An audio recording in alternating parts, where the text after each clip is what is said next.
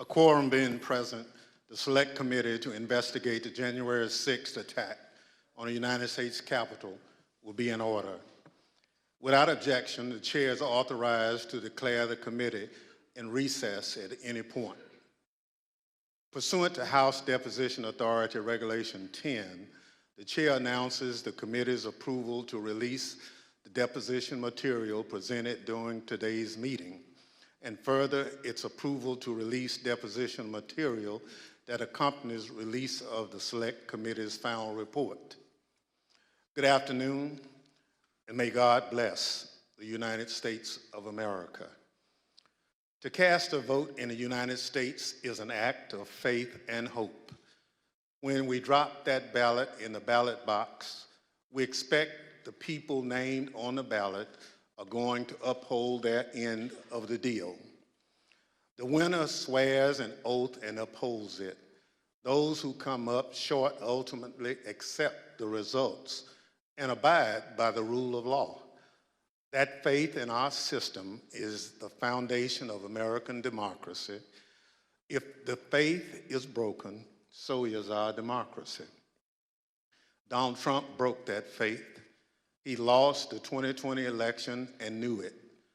But he chose to try to stay in office through a multi-part scheme to overturn the results and block the transfer of power. In the end, he summoned a mob to Washington, and knowingly they were armed and angry, pointed them to the Capitol and told them to fight like hell. There's no doubt about this. This afternoon, my colleagues will present our key findings, reminding you of some of the information we presented in earlier hearings and telling you how it fits in our broader conclusions. Those conclusions have helped shape the committee's final report, which we'll adopt today pursuant to House Resolution 503, which establishes the Select Committee nearly a year and a half ago. I expect our final work will be filed with the Clerk of the House and made public later this week. Beyond that release, the Select Committee intends to make public the bulk of its non-sensitive records before the end of the year. These transcripts and documents will allow the American people to see for themselves the body of evidence we've gathered and continue to explore the information that has led us to our conclusions. This committee is nearing the end of its work.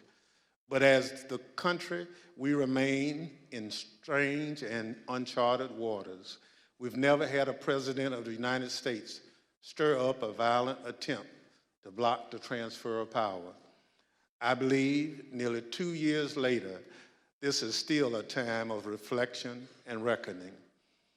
If we are to survive as a nation of laws and democracy, this can never happen again. How do we stop it? This committee will lay out a number of recommendations in its final report. But beyond any specific details and recommendations we present, there's one factor I believe is most important in preventing another January 6th, accountability. So today, beyond our findings, we will also show that evidence we've gathered points to further action beyond the power of this committee or the Congress to help ensure accountability under law. Accountability that can only be found in the criminal justice system. We have every confidence that the work of this committee will help provide a roadmap to justice, and that the agencies and institutions responsible for ensuring justice under the law will use the information we've provided to aid in their work. And for those of you who have followed this committee's work, I hope we've helped make clear that there's a broader kind of accountability. Accountability to all of you, the American people. The future of our democracy rests in your hands. It's up to the people of this country to decide who deserves the public trust, who will put fidelity to the Constitution and democracy above all else, who will abide by the rule of law, no matter the outcome. I'm grateful to the millions of you who followed this committee's work. I hope we lived up to our commitment to present the facts and let the facts speak for themselves. Let me say in closing, the women and men seated around me on this dais are public servants in the most genuine sense. They put aside politics and partisanship to ensure the success of this committee in providing answers to the American people. I especially want to thank and acknowledge our Vice Chair, who has become a true partner in this bipartisan effort, Ms. Cheney of Wyoming. And I also recognize her for any opening statement that she cared to offer. Thank you very much, Mr. Chairman, and thank you for your tremendous leadership of this committee. I know we all have benefited greatly from your wisdom and your wise counsel, so thank you very much. In April of 1861, when Abraham Lincoln issued the first call for volunteers for the Union Army, my great-great-grandfather, Samuel Fletcher Cheney, joined the 21st Ohio Volunteer Infantry.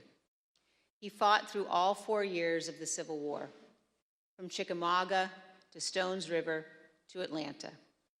He marched with his unit in the Grand Review of Troops up Pennsylvania Avenue in May of 1865, past a reviewing stand where President Johnson and General Grant were seated. Silas Canfield, the regimental historian of the 21st Ohio Volunteer Infantry, described the men in the unit this way. He said they had a just appreciation of the value and advantage of free government and the necessity of defending and maintaining it. And they enlisted, prepared to accept all the necessary labors, fatigues, exposures, dangers, and even death for the unity of our nation and the perpetuity of our institutions. I have found myself thinking often, especially since January 6th, of my great-great-grandfather and all those in every generation who have sacrificed so much for the unity of our nation and the perpetuity of our institutions. At the heart of our republic is the guarantee of the peaceful transfer of power. Members of Congress are reminded of this every day as we pass through the Capitol Rotunda. There, 8 magnificent paintings detail the earliest days of our republic. One, painted by John Trumbull, depicts the moment in 1793 when George Washington resigned his commission, handing control of the Continental Army back to Congress. Trumbull called this, quote, one of the highest moral lessons ever given the world. With this noble act, George Washington established the indispensable example of the peaceful transfer of power in our nation. Standing on the west front of the Capitol in 1981, President Ronald Reagan described it this way: the orderly transfer of authority as called for in the Constitution routinely takes place, as it has for almost 2 centuries, and few of us stop to think how unique we really are. In the eyes of many in the world, this every 4-year ceremony that we accept as normal is nothing less than a miracle. Every president in our history has defended this orderly transfer of authority, except one. January 6, 2021 was the first time one American president refused his constitutional duty to transfer power peacefully to the next. In our work over the last 18 months, the Select Committee has recognized our obligation to do everything we can to ensure this never happens again. At the beginning of our investigation, we understood that tens of millions of Americans had been persuaded by President Trump that the 2020 election was stolen by overwhelming fraud. And we also knew this was flatly false. We knew that dozens of state and federal judges had addressed and resolved all manner of allegations about the election. Our legal system functioned as it should, but our president would not accept the outcome. Among the most shameful of this committee's findings was that President Trump sat in the dining room off the Oval Office, watching the violent riot at the Capitol on television. For hours, he would not issue a public statement instructing his supporters to disperse and leave the Capitol, despite urgent pleas from his White House staff and dozens of others to do so. Members of his family, his White House lawyers, virtually all those around him knew that this simple act was critical. For hours, he would not do it. During this time, law enforcement agents were attacked and seriously injured.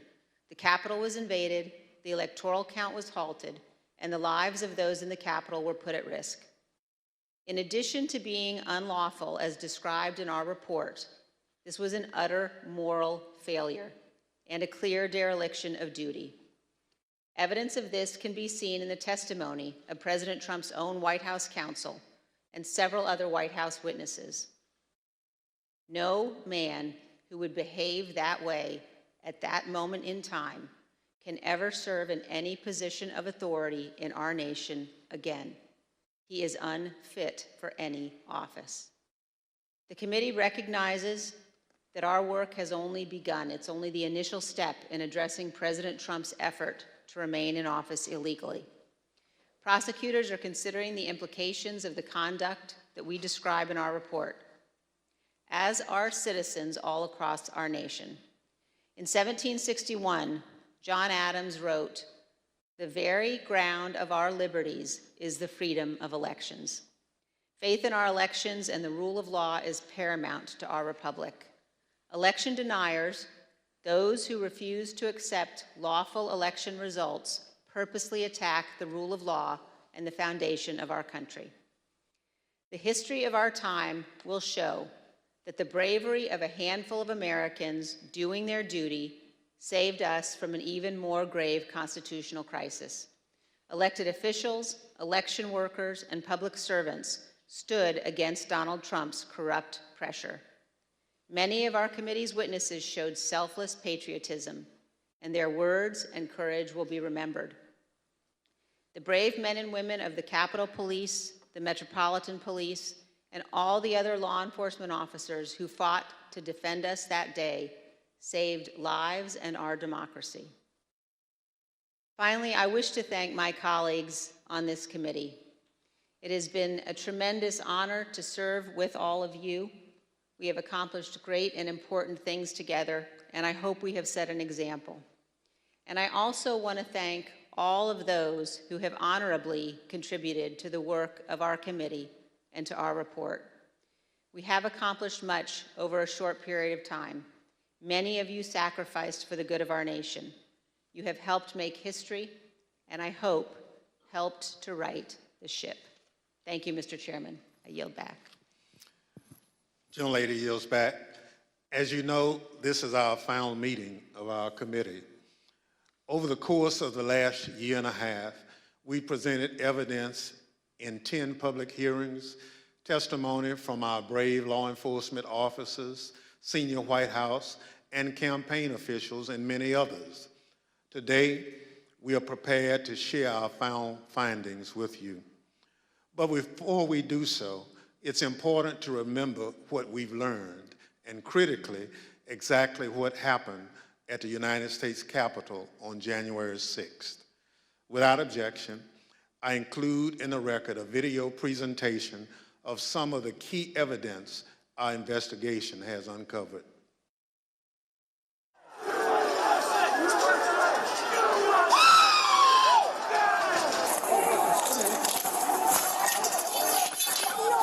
There were officers on the ground. They were bleeding. They were throwing up. I mean, I saw friends with blood all over their faces. I was slipping in people's blood. As I was swarmed by a violent mob, they ripped off my badge. They grabbed and stripped me of my radio. They seized ammunition that was secured to my body. They began to beat me with their fists and with what felt like hard metal objects. The key thing to do is to claim victory. No, we won. Fuck you. Sorry, over. We won. Yeah. You're wrong. Fuck you. Right out of the box on election night, the president claimed that there was major fraud underway. I mean, this happened, as far as I could tell, before there was actually any potential of looking at evidence. I didn't think what was happening was necessarily honest or professional at that point in time. So that led to me stepping away.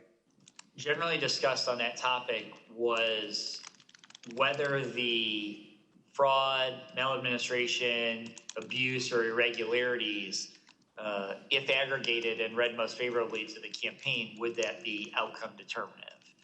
And I think everyone's assessment in the room, at least amongst the staff, Mark Short, myself, and Greg Jacob, was that it was not sufficient to be outcome determinative. I told him that I did believe, yes, that once those legal processes were run, if fraud had not been established, that had affected the outcome of the election, then unfortunately I believed that what had to be done was concede the outcome. What were the chances of President Trump winning the election? After that point? Yes. None. So what are we going to do here, folks? I only need 11,000 votes. Fellas, I need 11,000 votes. Give me a break. The numbers are the numbers. The numbers don't lie. We had many allegations, and we investigated every single one of them. Did one of them make a comment that they didn't have evidence, but they had a lot of theories? That was Mr. Giuliani. And what exactly did he say, and how that come up? My recollection, he said, we've got lots of theories, we just don't have the evidence. You're asking me to do something that's never been done in history, the history of the United States, and I'm going to put my state through that without sufficient proof? It's a tape earlier in the day of Ruby Freeman and Shay Freeman Moss and one other gentleman quite obviously, surreptitiously passing around USB ports as if they're vials of heroin or cocaine. In one of the videos we just watched, Mr. Giuliani accused you and your mother of passing some sort of USB drive to each other. What was your mom actually handing you on that video? A ginger mint. Do you know how it feels to have the President of the United States to target you? The President of the United States is supposed to represent every American, not to target one.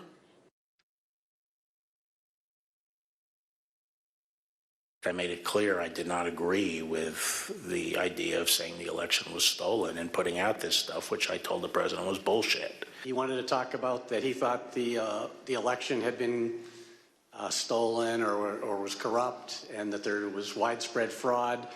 And I had told him that our reviews had not shown that to be the case. And I said something to the effect of, sir, we've done dozens of investigations, hundreds of interviews.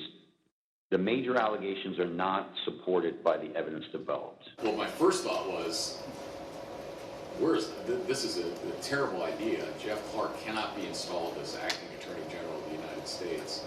You ultimately told us that you described this meeting as not this meeting, the Georgia letter that was proposed as an effing murder-suicide pact. Do you remember using the term murder-suicide pact? Yes.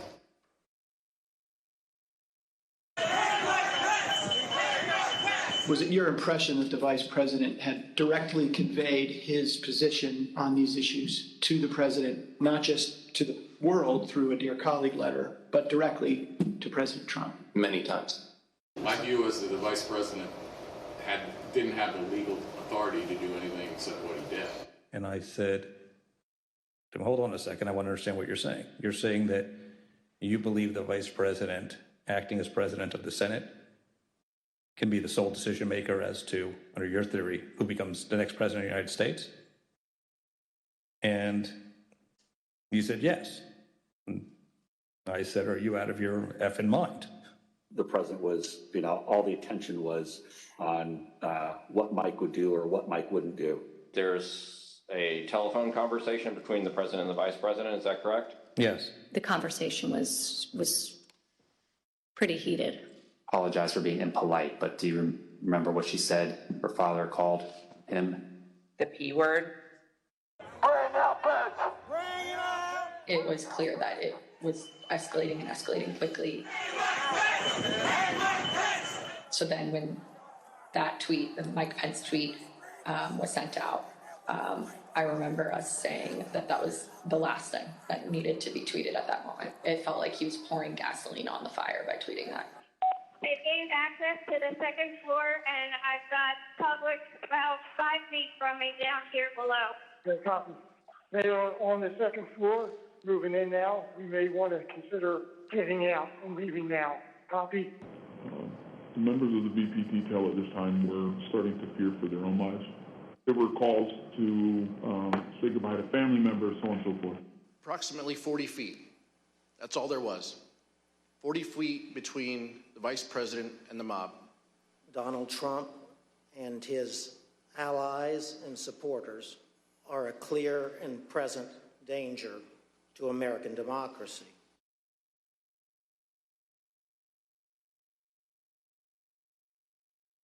We got derogatory information from OSINT suggesting that some very, very violent individuals were organizing to come to D.C. As Mr. Giuliani and I were walking to his vehicles that evening, he looked at me and said something to the effect of, "Cass, are you excited for the 6th? It's going to be a great day." I remember looking at him saying, "Rudy, could you explain what's happening on the 6th?" He had responded something to the effect of, "We're going to the Capitol. It's going to be great. The president's going to be there. He's going to look powerful." He personally asked for us to come to D.C. that day. And I thought, for everything he's done for us, if this is the only thing he's going to ask of me, I'll do it. Well, basically, the president, got everybody riled up, told everybody to head on down. So we basically were just following what he said.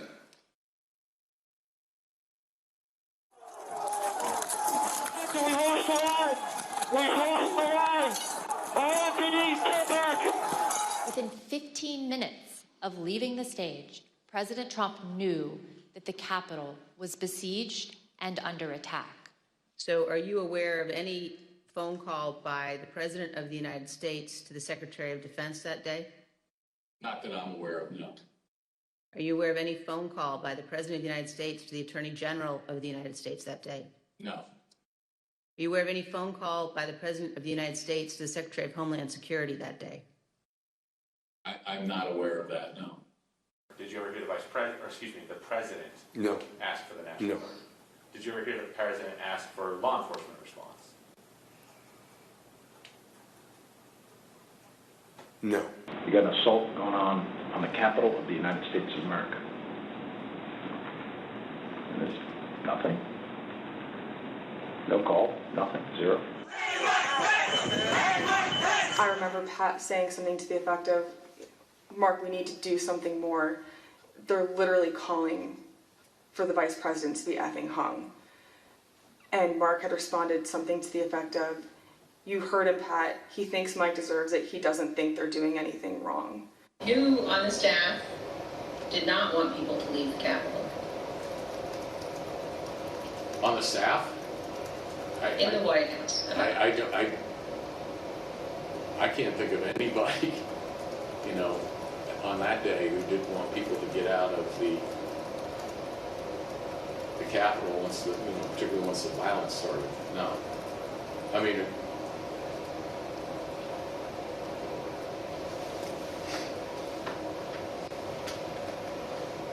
What about the president? Yeah. well, she said the staff. So I answered. No, I said in the White House. Oh, I'm sorry. I apologize. I thought you said who else on the staff.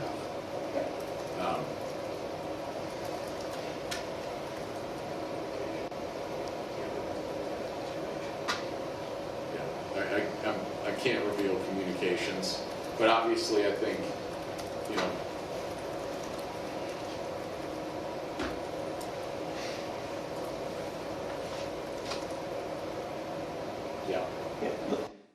I said, "Good, John. Now I'm going to give you the best free legal advice you're ever getting in your life. Get a great effing criminal defense lawyer. You're going to need it."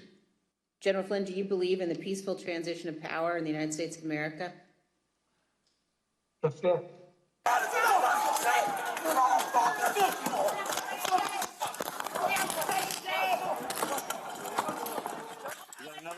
They're unconscious. The church. What church?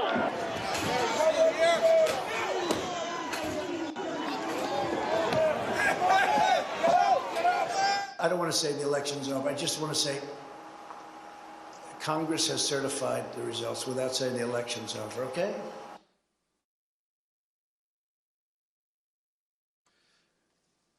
The chair now recognizes the gentlewoman from California, Ms. Lofgren, for an opening statement. Thank you, Mr. Chairman. Over the last 18 months, the Select Committee has conducted a congressional investigation of enormous scale, seeking to uncover the depth and breadth of ex-President Trump's multi-part plan to reverse the lawful outcome of the 2020 presidential election. We've compiled an immense volume of documents collected from countless individuals, law enforcement agencies, and federal and state authorities. Many of our efforts to get the evidence required litigation in federal court, including the U.S. Supreme Court. We've taken the testimony of hundreds of witnesses. And while we couldn't show them all during the hearings, we focused on those who were most central, including our ex-president's White House aides, his senior Department of Justice officials, and senior members of his campaign. Based on this assembled evidence, the Select Committee has reached a series of specific findings. Now, many of these findings pertain to what has been called the big lie, the enormous effort led by ex-President Trump to spread baseless accusations and misinformation in an attempt to falsely convince tens of millions of Americans that the election had been stolen from him. Beginning even before the election and continuing through January 6th and thereafter, Donald Trump purposely disseminated false allegations of fraud in order to aid his effort to overturn the 2020 election. Ex-President Trump's decision to declare victory falsely on election night wasn't a spontaneous decision. It was premeditated. The committee has evidence that ex-President Trump planned to declare victory and unlawfully to call for the vote counting to stop, and that he told numerous allies about his intent in the weeks before the election.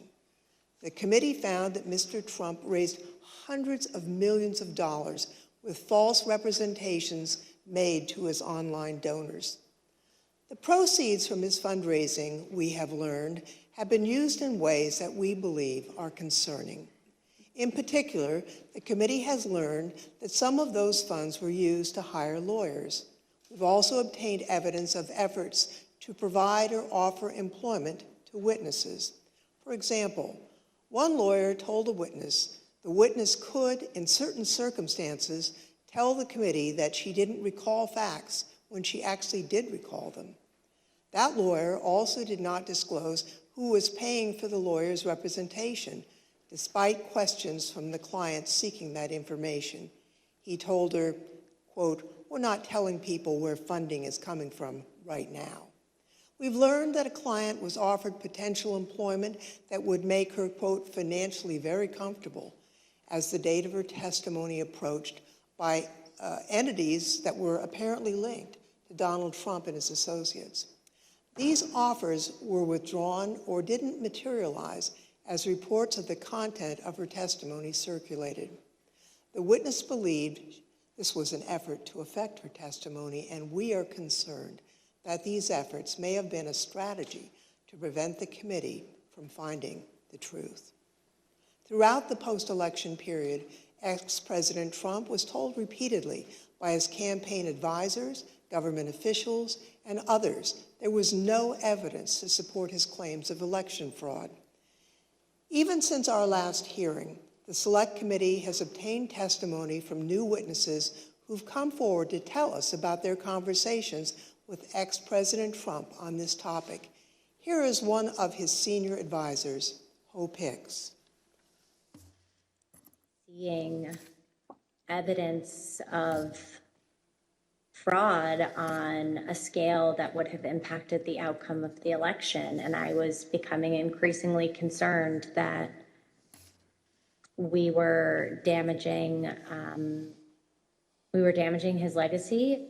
What did the president say in response to what you just described?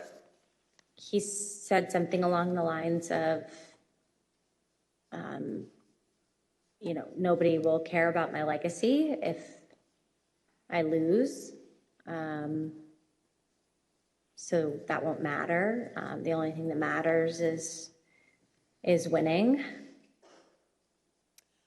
Despite all that, he continued to purposely and maliciously make false claims, sometimes within a day of being told that a particular claim was false and unsupported by the evidence.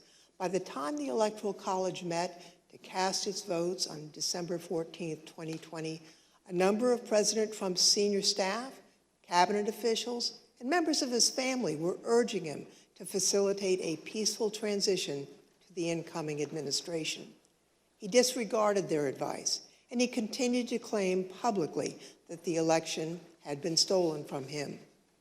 Numerous state and federal courts evaluated and rejected the Trump campaign's claims of voter fraud, including 11 judges appointed by ex-President Trump himself. Many of these courts issued scathing opinions, criticizing the lack of evidence that ex-President Trump and his allies had advanced to support their claims. Numerous individuals associated with these efforts have since acknowledged that they were unable to find sufficient evidence of fraud to affect the election results, including in testimony to this select committee. Still, ex-President Trump repeated those false claims and tried to convince his supporters the election was stolen. This was an attempt to justify overturning the lawful election results. Donald Trump knowingly and corruptly repeated election fraud lies, which incited his supporters to violence on January 6th. He continues to repeat his meritless claim that the election was stolen even today and continues to erode our most cherished and shared belief in free and fair elections. Mr. Chairman, I yield back. Gentlewoman yields back. The chair recognizes the gentleman from California, Mr. Schiff, for an opening statement. Thank you, Mr. Chairman. Building on his constant repetition of the big lie, President Trump engaged in an unprecedented effort to obstruct the joint session on January 6th, the proceeding where his electoral loss would be certified by Congress. This effort began in part in the states, which hold, count, and ultimately determine the winners of presidential elections. Many state officials were targeted by President Trump and his campaign. The local election workers he accused baselessly of election fraud, the state officials he pressured to stop the count or to find votes that didn't exist, and the state legislative officials he urged to disregard the popular will of the voters and their oath of office in order to name him the winner instead. Here are the Select Committee findings about President Trump's state pressure campaign. President Trump and his enablers repeatedly pressured state officials to take action to overturn the results of the election. The most dramatic example of this campaign of coercion was the president's January 2nd, 2021 call to Georgia Secretary of State Brad Raffensperger, in which the president urged the secretary to find 11,780 votes he needed to change the outcome in that state.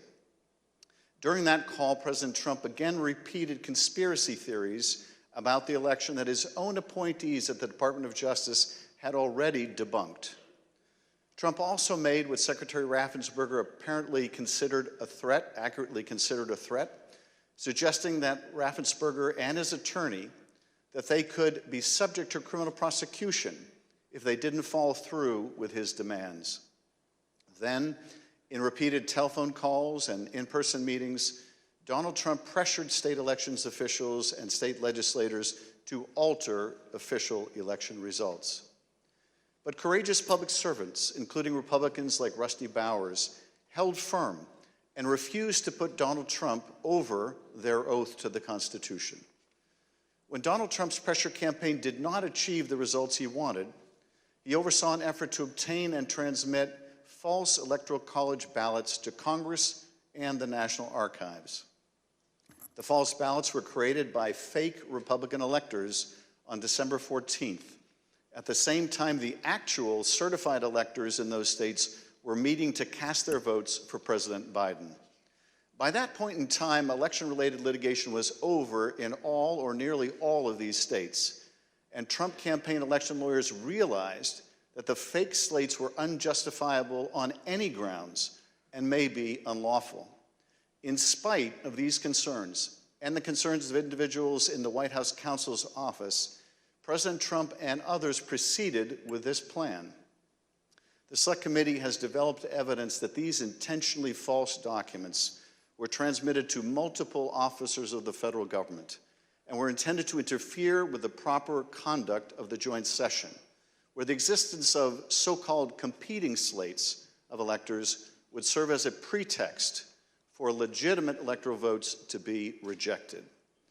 President Trump repeatedly attacked state and local officials who refused to do his bidding, as well as local elections workers who he baselessly accused of fraud.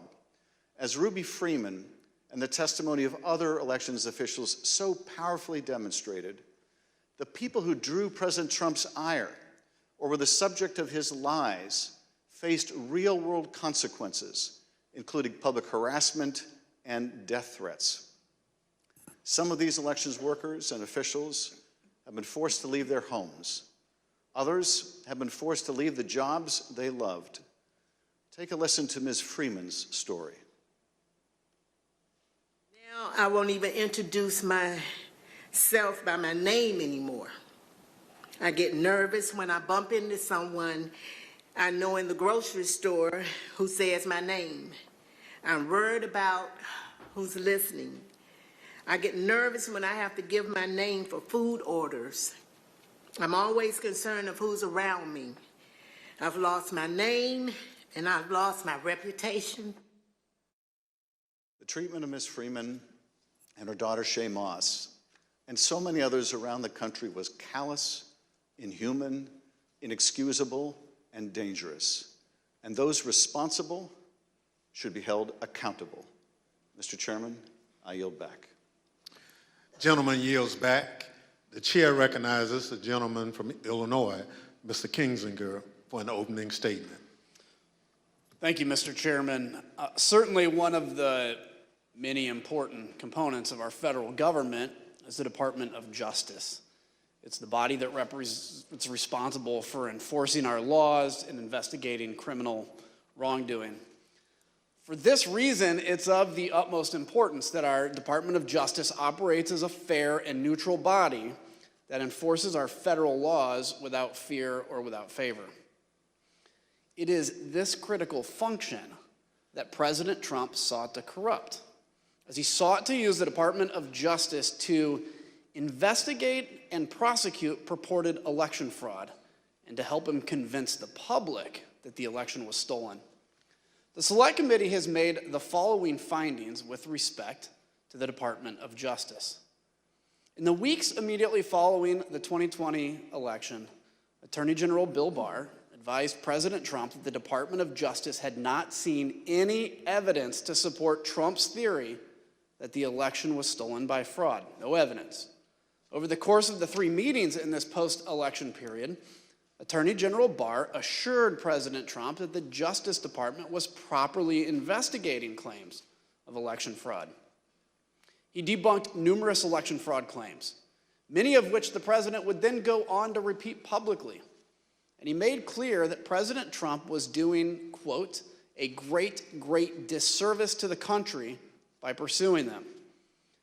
After Attorney General Barr's resignation, President Trump requested that the acting leadership of the department, Jeffrey Rosen and Richard Donahue, quote, just say the election was corrupt and leave the rest to me and the Republican congressmen.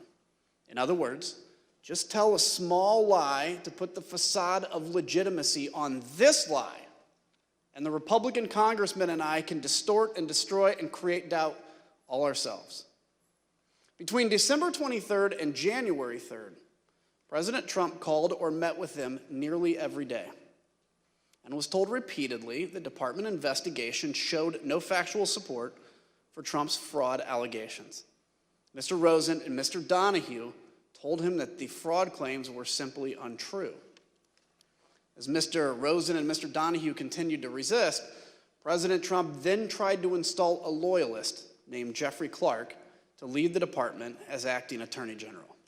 On several occasions, Clark met with the president, apparently along with Representative Scott Perry, without authorization, promising to take the actions that Barr, Rosen, and Donahue had refused to take. In particular, Mr. Clark intended to send a letter that he had drafted with the help of a political appointee that the White House installed at DOJ with just weeks left in the administration. Mr. Clark intended to send the letter to officials in numerous states, informing them falsely, of course, that the department had identified significant concerns about the election results in their state and encouraging their state legislatures to come into special session to consider appointing Trump rather than Biden electors.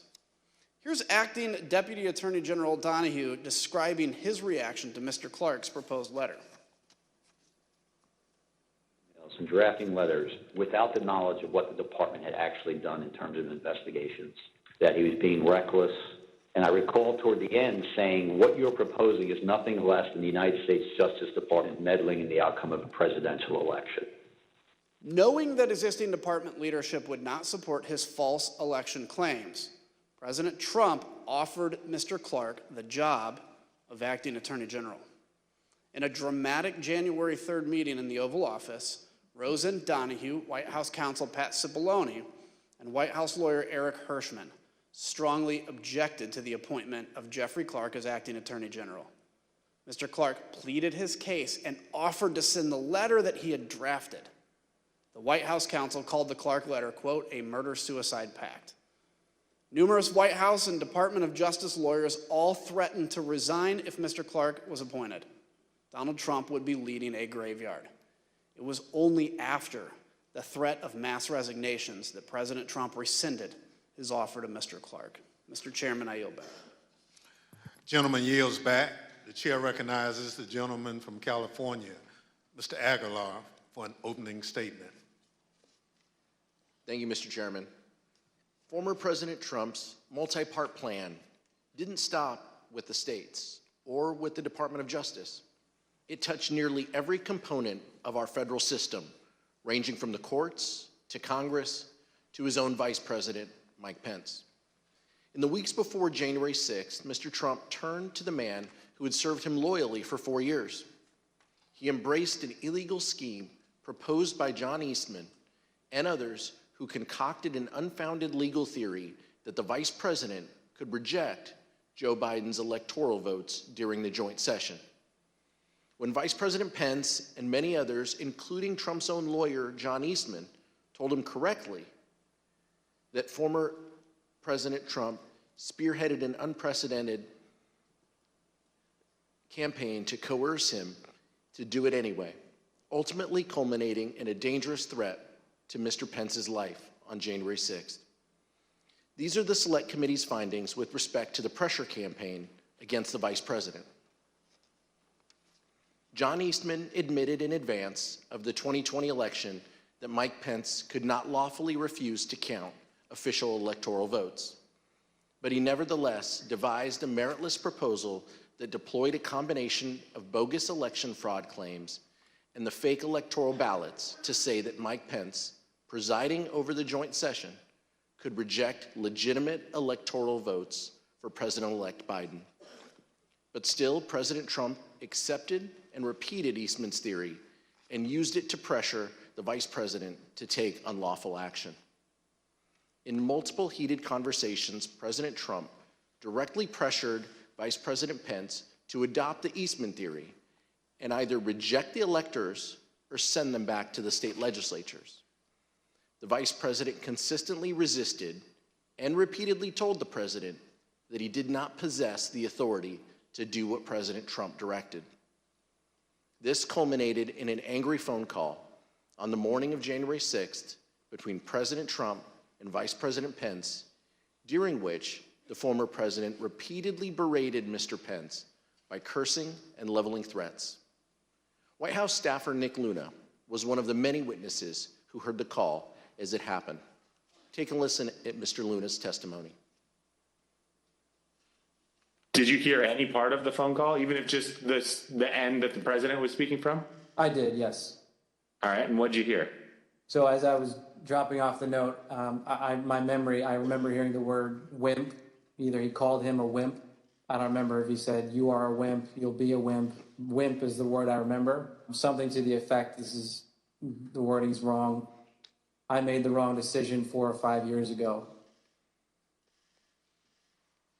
In the face of the vice president's resistance, the former president and others exerted both private and public pressure to change his mind.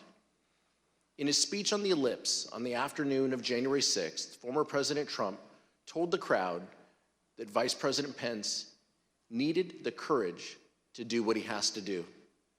Once the riot began, President Trump deliberately chose to issue a tweet attacking Mr. Pence, knowing that the crowd had already grown violent. Almost immediately thereafter, the crowd around the Capitol surged, and between 2:30 and 2:35 p.m., the Metropolitan Police line on the west front of the Capitol broke.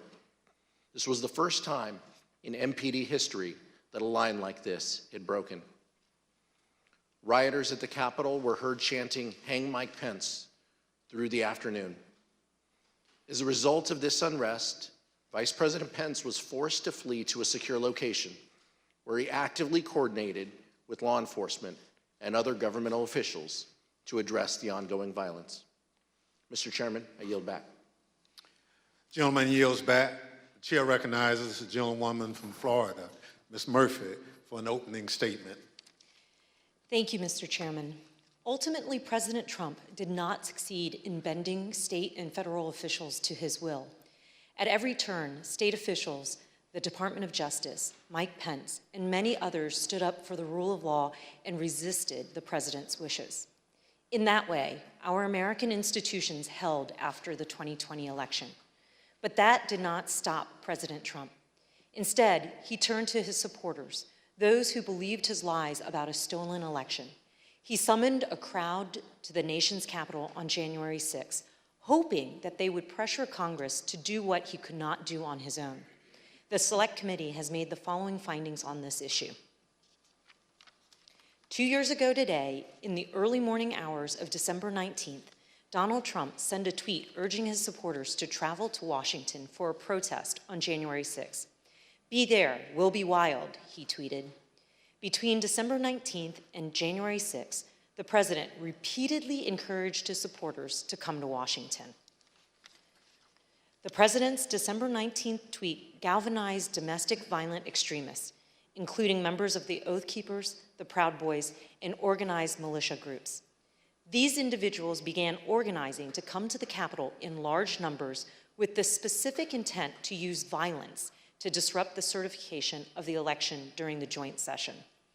Prior to January 6th, the FBI, Secret Service, U.S. Capitol Police, D.C. government, and other law enforcement agencies gathered substantial evidence suggesting the risk of violence at the Capitol during the joint session. Prior to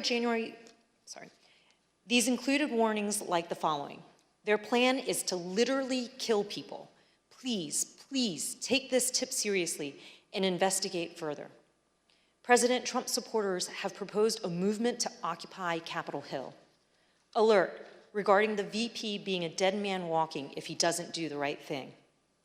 I saw several other alerts saying they will storm the Capitol if he doesn't do the right thing. In the days leading up to January 6th, President Trump's advisors explicitly told him that he should encourage his supporters to be peaceful that day, but he refused. One witness, Hope Hicks, provided the committee with records of her text messages on January 6th. In one exchange with another staffer, he texted her, "Hey, I know you're seeing this, but he," referring to President Trump, "really should tweet something about being nonviolent." "I'm not there," Hicks replied. "I suggested it several times Monday and Tuesday, and he refused." When Ms. Hicks came in to provide testimony to the committee, we asked her about this exchange. Her explanation is that the "he" in this text wasn't the president, but rather it was Eric Hirschman. Take a listen to her testimony. When you wrote, "I suggested it several times," and it presumably means that the president say something about being nonviolent. He wrote, "I suggested it several times Monday and Tuesday, and he refused." Tell us what happened. Sure. I didn't speak to the president about this directly, but I communicated people like Eric Hirschman that it was my view that it was important that the president put out some kind of message in advance of the event. And what was Mr. Hirschman's response? Mr. Hirschman said that he had made the same, recommendation directly to the president, and that he had refused. Just so I understand, Mr. Hirschman said that he had already recommended to the president that the president convey a message that people should be peaceful on January 6th, and the president had refused to do that? Yes. The public will be able to review this in the transcripts and see the perspective Eric Hirschman gave before we took Hope Hicks's testimony. Despite having knowledge of the threats of violence presented by the crowd gathered on January 6, President Trump gave an incendiary speech, declaring without basis that the election had been stolen and encouraging his supporters to fight like hell. And during the speech and immediately thereafter, President Trump stated his intention to travel to the Capitol with his supporters in an effort to influence the joint session. The Select Committee has developed evidence indicating that President Trump did, in fact, intend to go to the Capitol on the afternoon of January 6th, and that he repeatedly expressed that intention during the afternoon and in the days prior. Mr. Chairman, I yield back. Gentlewoman yields back. The chair recognizes the gentlewoman from Virginia, Mrs. Luria, for an opening statement. Thank you, Mr. Chairman. All of President Trump's efforts came to a head on the afternoon of January 6th. Standing on the stage of the Ellipse, President Trump told tens of thousands of angry supporters that the election was stolen, that they had the power to change that if they marched to the Capitol, and that they wouldn't have a country anymore if the presidency was taken away from him. He told them he would be there with them. And then, as the crowd descended on the Capitol, President Trump watched it on television. Despite pleas from his senior advisors, from lawmakers on the Hill, and from his own children, President Trump would not issue a public statement instructing his supporters to disperse and leave the Capitol. Mr. Trump's failures spanned the period from 1:10 p.m., when his speech ended and he instructed his supporters to march to the Capitol, to 4:17 p.m., when he finally, begrudgingly, told his supporters to go home. For 187 minutes, he actively disregarded his constitutional obligation to take care that the laws are faithfully executed. As we've established through months of investigation, that is because the mob wanted what President Trump wanted, to impede the peaceful transition of power. These are the Select Committee's findings about President Trump's dereliction of duty. From the outset of the violence, and for several hours that followed, people at the Capitol, people inside President Trump's administration, elected officials of both parties, members of President Trump's own family, and even Fox News commentators who were sympathetic to President Trump, all tried to contact the White House to urge him to do one singular thing, the one thing that all of these people immediately understood was required: instruct his supporters to leave the Capitol. The president repeatedly refused pleas as he watched the violence at the Capitol on television. During the day, the president never spoke with National Guard, the Department of Defense, the Department of Justice, or any law enforcement agency. At no point during the day, or any other, did he issue any order to deploy any law enforcement agency to assist. Multiple witnesses, including President Trump's White House counsel, testified to these facts. Your White House employees, who had been speaking directly with President Trump, state that he didn't want anything done. The president was making phone calls that afternoon, but they weren't to law enforcement officials. Rather, President Trump continued to call his lawyer, Rudy Giuliani. Both President Trump and Mr. Giuliani spoke with congressional leaders, even after the violence had begun, to encourage them to continue delaying the session.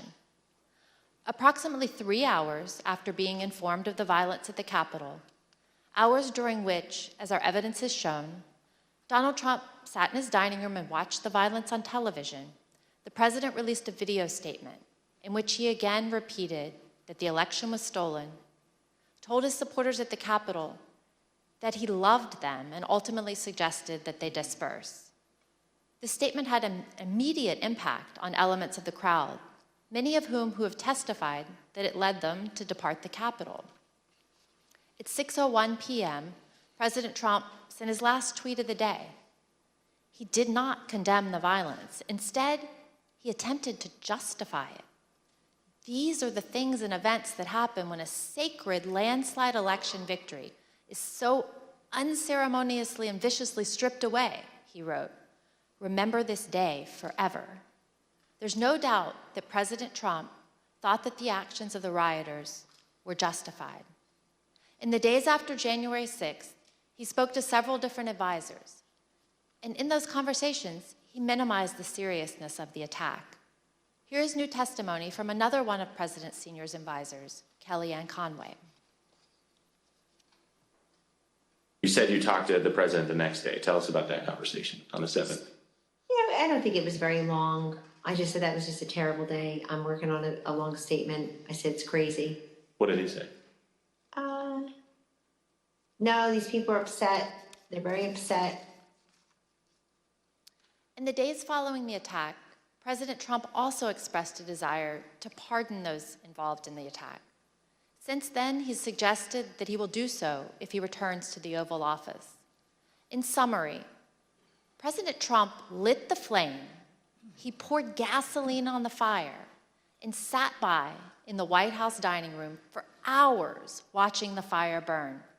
And today, he still continues to fan those flames.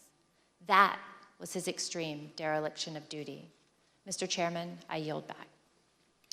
Gentlewoman yields back. The chair recognizes the gentleman from Maryland, Mr. Raskin, for an opening statement.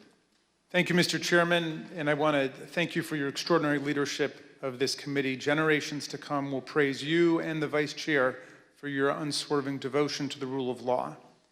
Several months ago, you tasked several of our members in a subcommittee with bringing recommendations to the full committee about potential referrals to the Department of Justice and other authorities based on evidence of criminal and civil offenses that has come to our attention over the course of our investigation. We are now prepared to share those recommendations today. Mr. Chairman, let me begin with some relevant background considerations to our criminal referrals. The dangerous assault on American constitutional democracy that took place on January 6, 2021 consists of hundreds of individual criminal offenses. Most such crimes are already being prosecuted by the Department of Justice. We proposed to the committee advancing referrals where the gravity of the specific offense, the severity of its actual harm, and the centrality of the offender to the overall design of the unlawful scheme to overthrow the election compel us to speak. Ours is not a system of justice where foot soldiers go to jail and the masterminds and ringleaders get a free pass. Mr. Chairman, as you know, our committee had the opportunity last spring to present much of our evidence to a federal judge, something that distinguishes our investigation from any other congressional investigation I can recall.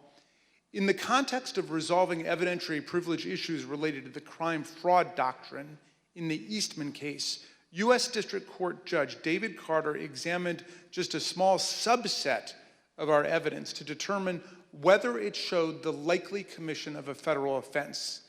The judge concluded that both former President Donald Trump and John Eastman likely violated 2 federal criminal statutes. This is the starting point for our analysis today. The first criminal statute we invoke for referral, therefore, is Title 18, Section 1512C, which makes it unlawful for anyone to corruptly obstruct, influence, or impede any official proceeding of the United States government.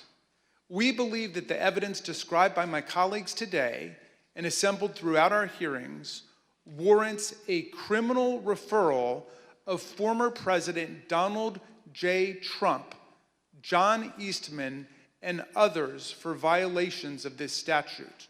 The whole purpose and obvious effect of Trump's scheme were to obstruct, influence, and impede this official proceeding, the central moment for the lawful transfer of power in the United States.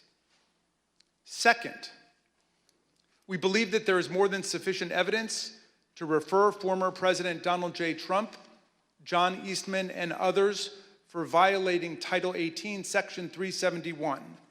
This statute makes it a crime to conspire to defraud the United States. In other words, to make an agreement to impair, obstruct, or defeat the lawful functions of the United States government by deceitful or dishonest means. Former President Trump did not engage in a plan to defraud the United States acting alone. He entered into agreements, formal and informal, with several other individuals who assisted him with his criminal objectives. Our report describes in detail the actions of numerous co-conspirators who agreed with and participated in Trump's plan to impair, obstruct, and defeat the certification of President Biden's electoral victory. That said, the subcommittee does not attempt to determine all of the potential participants in this conspiracy, as our understanding of the role of many individuals may be incomplete even today because they refuse to answer our questions. We trust that the Department of Justice will be able to form a far more complete picture through its own investigation. Third, we make a referral based on Title 18, Section 1001, which makes it unlawful to knowingly and willfully make materially false statements to the federal government. The evidence clearly suggests that President Trump conspired with others to submit slates of fake electors to Congress and the National Archives. We believe that this evidence we set forth in our report is more than sufficient for a criminal referral of former President Donald J. Trump and others in connection with this offense. As before, we don't try to determine all of the participants in this conspiracy, many of whom refuse to answer our questions while under oath. We trust that the Department of Justice will be able to form a more complete picture through its own investigation. The fourth and final statute we invoke for referral is Title 18, Section 2383. The statute applies to anyone who incites, assists, or engages in insurrection against the United States of America, and anyone who gives aid or comfort to an insurrection. An insurrection is a rebellion against the authority of the United States. It is a grave federal offense anchored in the Constitution itself, which repeatedly opposes insurrections and domestic violence, and indeed uses participation in insurrection by office holders as automatic grounds for disqualification from ever holding public office again at the federal or state level. Anyone who incites others to engage in rebelling, assists them in doing so, or gives aid and comfort to those engaged in insurrection is guilty of a federal crime. The committee believes that more than sufficient evidence exists for a criminal referral of former President Trump for assisting or aiding and comforting those at the Capitol who engaged in a violent attack on the United States. The committee has developed significant evidence that President Trump intended to disrupt the peaceful transition of power under our Constitution.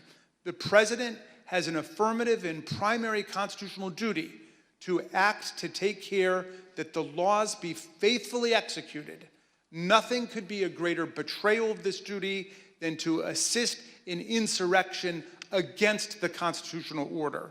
The complete factual basis for this referral is set forth in detail throughout our report. These are not the only statutes that are potentially relevant to President Trump's conduct related to the 2020 election. Depending on evidence developed by the Department of Justice, the President's actions could certainly trigger other criminal violations. Nor are President Trump and his immediate team the only people identified for referrals in our report. As part of our investigation, we asked multiple members of Congress to speak with us about issues critical to our understanding of this attack on the 2020 election and our system of constitutional democracy. None agreed to provide that essential information. As a result, we took the significant step of issuing them subpoenas based on the volume of information particular members possessed about one or more parts of President Trump's plans to overturn the election. None of the subpoenaed members complied, and we are now referring 4 members of Congress for appropriate sanction by the House Ethics Committee for failure to comply with lawful subpoenas. Mr. Chairman, we understand the gravity of each and every referral we are making today, just as we understand the magnitude of the crime against democracy that we describe in our report. But we have gone where the facts and the law lead us, and inescapably, they lead us here. Accordingly, Mr. Chairman, in light of these facts, I ask unanimous consent that the chairman be directed to transmit to the United States Department of Justice relevant Select Committee records in furtherance of these criminal referrals. Without objection, so ordered. Thank you, Mr. Chairman. I now yield back. Gentleman yields back. Pursuant to notice, I now call up Select Committee's final report pursuant to Section 4A of House Resolution 503. The clerk shall designate the report. Final report of the Select Committee to investigate the January 6th attack on the United States Capitol. Without objection, the report will be considered read and open to amendment at this point. I now recognize the gentlewoman from Virginia, Ms. Luria, for a motion. Mr. Chairman, I move that the committee favorably report to the House the Select Committee's final report, which includes the committee's legislative recommendations and criminal referrals of Donald J. Trump and others, pursuant to Section 4A of House Resolution 503. The question is on the motion to favorably report to the House. Those in favor say aye. Aye. Those opposed, no. In the opinion of the chair, the ayes have it. Mr. Chairman, I request a recorded vote. A recorded vote is requested. The clerk will call the roll. Ms. Cheney? Aye. Ms. Cheney, aye. Ms. Lofgren? Aye. Ms. Lofgren, aye. Mr. Schiff? Aye. Mr. Schiff, aye. Mr. Aguilar? Aye. Mr. Aguilar, aye. Mrs. Murphy? Aye. Mrs. Murphy, aye. Mr. Raskin? Aye. Mr. Raskin, aye. Mrs. Luria? Aye. Mrs. Luria, aye. Mr. Kinzinger? Kinzinger, aye. Mr. Kinzinger, aye. How is the chair recorded?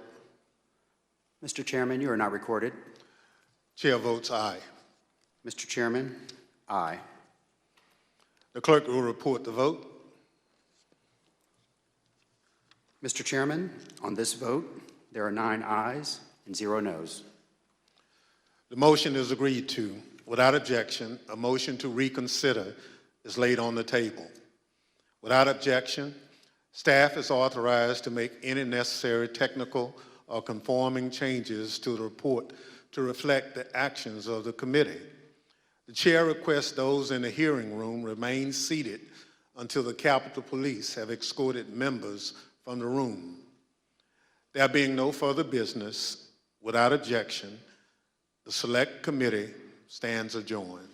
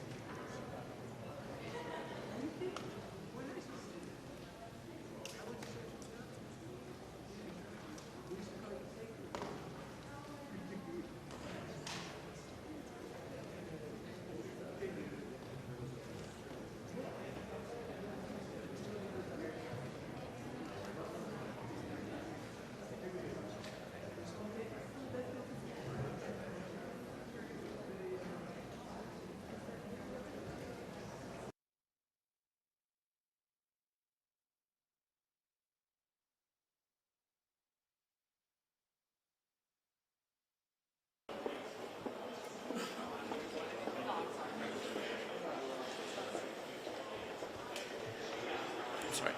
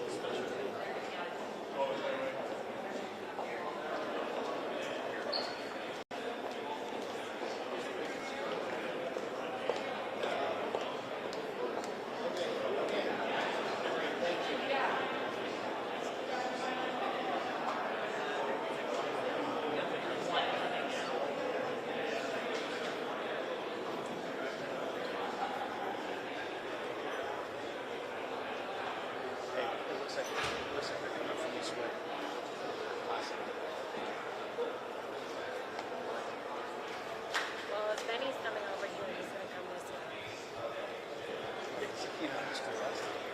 And I think he's gonna do it. I think he's gonna do it.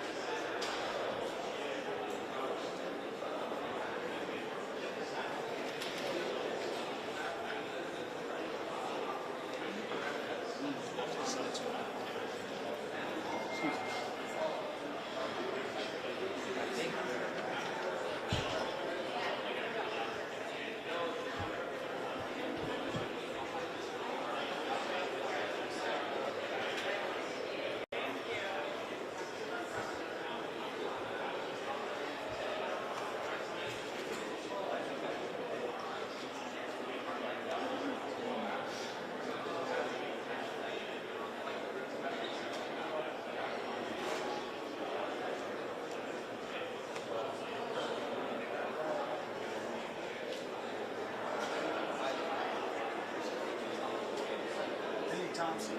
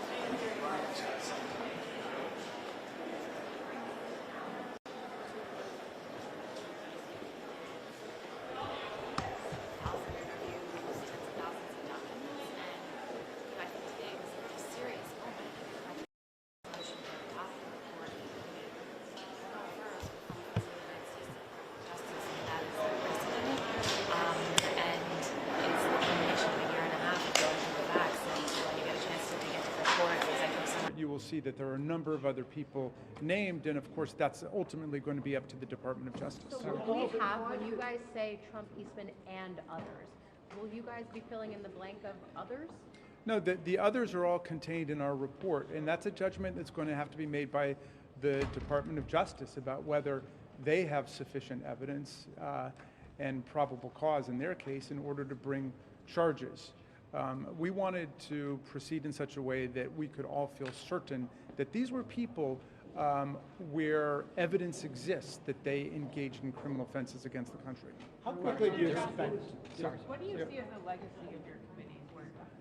Oh, geez. Well, our committee is now, I think we've just had our last meeting 5 minutes ago, so I don't know what our legacy is going to be. I hope that our legacy will be an unswerving devotion to the facts, the rule of law, and the Constitution. We were charged with dealing an event that is radically unique in American history. Nobody before, much less a president, had ever come so close to overthrowing a presidential election and bypassing the Constitution. That's what we were dealing with. So our greatest legacy and our most enduring legacy would be one that is certified by time, which is that we never encounter anything like this again, and that we keep the progress of American democracy moving. Representative Raskin, you mentioned seditious conspiracy in the executive summary. Why did you guys not mention that as one of the statutes today? Well, seditious conspiracy has been charged with the Oath Keepers. It's been charged with the Proud Boys. There is a rigorous factual proof following particular legal elements that are there. And we brought forth those offenses where we think it's just clear that criminal conduct took place. It's not to the exclusion of others, as I said at the end there. It's very possible that the Department of Justice would have further evidence that could support charges of seditious conspiracy, but of course, that's a judgment that the Department of Justice will have to make based on its... There's a few days left. Are you not then referring on seditious conspiracy? Seditious conspiracy was not one of the offenses. Seditious conspiracy. It is but, in the executive summary. But yes, as one of the ones that's mentioned there. Well, you Yes. Sorry, there's a few days left of the. There's a few days left of the Democratic majority in the 117th Congress. What's the thinking behind just now releasing the totality of the committee's legislative recommendations, as well as referrals to the Ethics Committee? You know, matters that have to be adjudicated by the House and by Congress. Wait, will you explain? I'm not sure I followed that. What's the thinking behind waiting until the very end of Democrats' House majority to release matters that have to be dealt with by the House? Well, you know, we have obviously been in the process of collecting all the evidence that we can, and we've been moving as quickly as possible. The legislative recommendations that we've set forward, there are about a dozen of them, are things that could be undertaken by this Congress still during the lame duck period and by future Congresses, and we're all determined to see that we do take action on them. Congressman, in your executive summary, you mentioned that there are a number of instances that you have found where the former president tried to influence witnesses. How many instances did you find of that in terms of him either making phone calls to witnesses or trying to influence their testimony? I don't know an exact number, but the ones that we're aware of, at least the ones I'm aware of, appear in the executive summary. So they are there. You can find them. How quickly does the committee plan to provide this raw material to the Justice Department? And do you have plans to brief this special counsel about what you found, or has that process been ongoing? Well, we just adopted the motion to have the chairman send this over, so I imagine it will happen quickly. You know, we just have a few more days in business, so certainly it will happen this week. Have you been in contact with the special counsel so far up to this point? Not personally, I have not been, but Have you? the chair would undoubtedly. Oh, please. No, I don't think individual members have, but our staff has been in contact with the Justice Department throughout the process. Obviously, they've made requests along the way, but we expect that the evidence will be, I think, beginning Wednesday, made available with exhibits, transcripts to the public, as well as the Justice Department. So it was implied during the presentation that there's a discrepancy between Hope Take's testimony and Eric Kirschman's testimony.